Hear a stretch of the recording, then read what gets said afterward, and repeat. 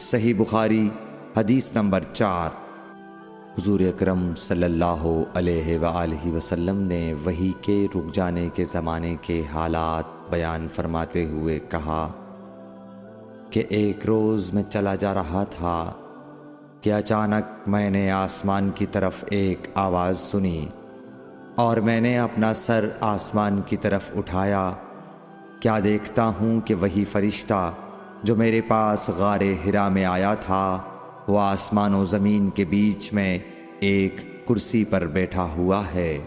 میں اس سے ڈر گیا اور گھر آنے پر میں نے پھر کمبل اوڑھنے کی خواہش ظاہر کی۔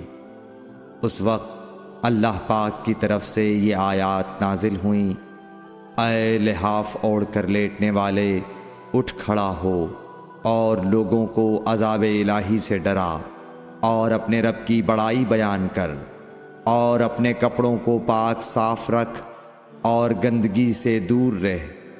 اس کے بعد وہی تیزی کے ساتھ پے در پے آنے لگی۔ صحیح بخاری حدیث نمبر 5۔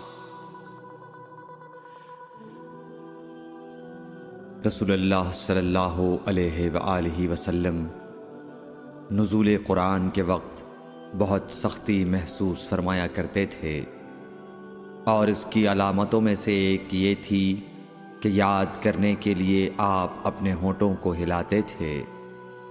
ابن عباس رضی اللہ تعالیٰ عنہ نے کہا، میں اپنے ہونٹوں کو ہلاتا ہوں جس طرح آپ ہلاتے تھے۔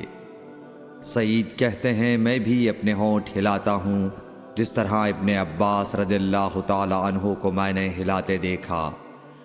پھر انہوں نے اپنے ہونٹ ہلائے۔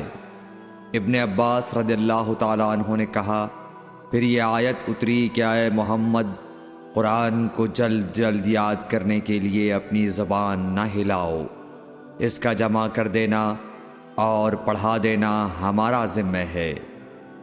حضرت ابن عباس رضی اللہ تعالیٰ عنہ کہتے ہیں، یعنی قرآن آپ صلی اللہ علیہ وآلہ وسلم کے دل میں جمع دینا اور پڑھا دینا ہمارے ذمہ ہے۔ پھر جب ہم پڑھ چکے تو اس پڑھے ہوئے کی اتباع کرو۔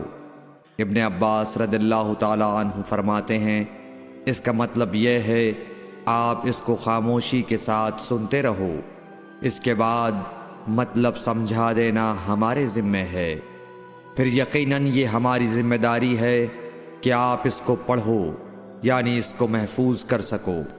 چنانچہ اس کے بعد جب آپ کے پاس حضرت جبرائیل علیہ السلام وحی لے کر آتے تو آپ توجہ سے سنتے، جب وہ چلے جاتے تو رسول اللہ صلی اللہ علیہ وسلم اس وحی کو اس طرح پڑھتے جس طرح حضرت جبرائیل علیہ السلام نے اسے پڑھا تھا۔